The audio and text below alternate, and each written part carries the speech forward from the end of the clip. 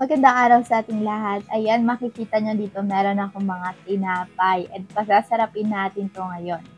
And maghahanda pa ako ng isa pang plate dahil dito naman may ilalagay ako dito mga ingredients na magpapasarap talaga sa aking tinapay recipe. Kuha lang ako ng powder milk. Wait lang, iusog ko lang. At hindi kasya sa ating lamesa. Dito, sa ating powder milk, kahit anong milk brand naman yung gamitin nyo, basta yung paborito nyo na lang. And konti lang naman ilalagay natin. Siguro kung sa kutsara to, mga isang kutsara lang. Pwede rin naman kayo mag-add kung madami tinapay na gagawin nyo. At nag-add pa nga ako ng konti para mas creamy. Then, hihilahin ko lang to ulit palapit sa akin para naman mas kitang-kita nyo sa camera. Dahil now, mag-a-add na ulit tayo ng second ingredients. Don't worry dahil kunti lang naman yung mga ihahalo natin para mapasarap natin yung ating tinapay. And optional lang din naman to kung ayaw nyo na maglagay ng jam. Pwede rin naman kasi yung gatas naman talaga naman creamy na.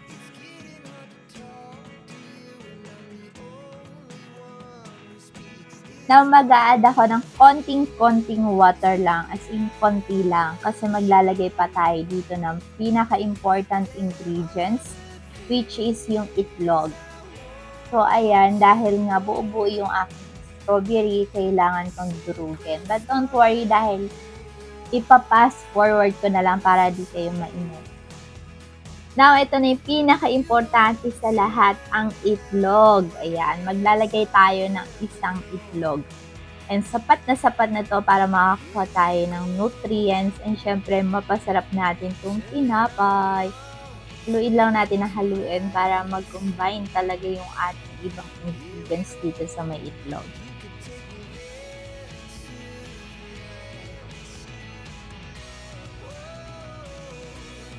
Alright, now magsisimula na nga tayong i-dip dito yung ating tinapay. So, kailangan lang ma-absorb na talaga yung ating itlog na merong strawberry jam. So, ganun din yung gagawin natin. So, natitira pa natin mga tinapay dito. Ayan, talaga makikita nyo. Pero parang natatakam ako, parang corn beef na yun na-imagine ko dito sa ating strawberry jam. So, baka next upload ko, magluluto naman tayo ng recipe ng corn beef, diba? Parang nakakatakam ngayon yung corn beef.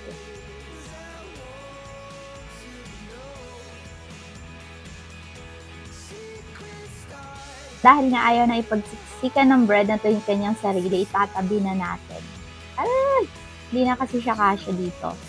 Lalagyan natin ng twist, hindi pa tayo natatapos dun dahil maglalagay tayo ng tender juicy.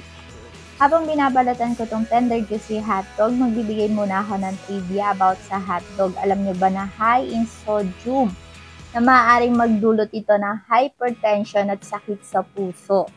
And kung hindi nyo pa maitatanong, ay mayaman din ito sa preservatives and additives. Kaya kung hindi talaga maganda to sa ating kalusugan. So, iwasan natin kumain ng hotdog. But don't worry dahil meron naman tayo nilagay na itlog sa milk. So, kahit papano naman, meron sustansya yung ating recipe ngayon. Gagawin naman natin, hahatiin natin sa gitna. Pero wag niyong paghihiwalayin. Ganito lang yung maging technique niyan. Ayan. Dahan-dahan lang kasi baka sumagad dun sa may pinaka-ilalim ng hotdog. Tapos, tansyahin nyo na lang mga kabomboms. So, dapat ganyan. Tapos, ibubuka lang natin ng konti.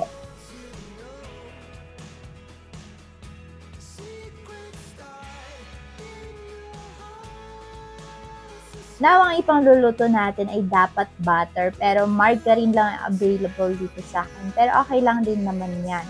Pero kung wala din kayong margarine, pwede rin naman yung konting mantika. Pag nag-melt na, ilalagay na natin yung hotdog na hinati natin sa gitna. So, kailangan maprito natin ito ng medyo toasted. Pero okay lang din naman kung ang gusto nyo hindi ganong luto.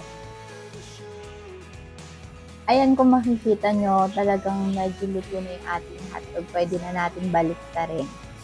At talagang sinom ko pa yan para makita nyo talaga. Now, ito na nga talaga yung oras para baliktarin na natin yung mga hotdogs. So, ayan, medyo nahirapan ako dito sa isa dahil tumitiklop. Ano bang problema mo? So, ikakat ko na lang dito at medyo struggle. Ayun pala, okay na. So, kitang-kita nyo na yung siko ko dahil nai-struggle talaga ako dito sa pagbabaliktad ng ating hotdog. Pero okay naman, sulit naman kasi masarap talaga merienda to. Now, pwede na natin isingit dito yung ating tinapay dito sa may pinakataas. Ayan, at maririnig nyo yung unang paglagay ng ating tinapay. Talaga naman nakakatakam na.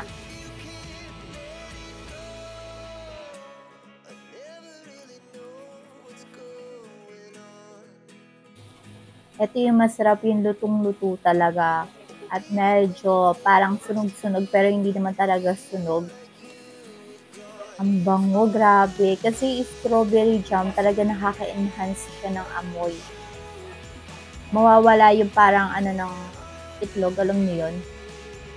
Now, ibabaliktad ko ulit dahil medyo umuusok na. Ibig sabihin yan, lutong-luto na yung ating tinapay. Dahil kapag hindi pa natin binaliktad yan, ang tendency niyan ay masusunog na to. Now, ilalagay ko na yung tinapay dito sa white plate natin and syempre, ilalagay din natin yung pinakamagiging flavor nito. And, hulaan nyo kung ano ilalagay ko. Syempre, yung hotdog na niluto natin kanina. And, ilalagay ko natin dito yung ketchup na kinuha ko dun sa may McDo. Ayan, maglalagay tayo ng konting ketchup dito sa ibabaw ng ating hotdog. Pero etong isang tinapay naman na katabi niya, iba yung magiging flavor nito. Siyempre, lalayo pa ba tayo? Ang ilalagay natin dito ay strawberry jam. And maglalagay tayo ng powder milk. Dapat maganda yung pagkakalagay nyo ng powder milk para mas aesthetic sana. Pero ganito yung kinalabasan niya. Pero okay lang yan dahil masarap naman yung merienda ko ngayon. Alright, kakain na ako mga kabomboms. Thank you ulit sa pagsama sa akin. See you to the next video and God bless. Bye-bye!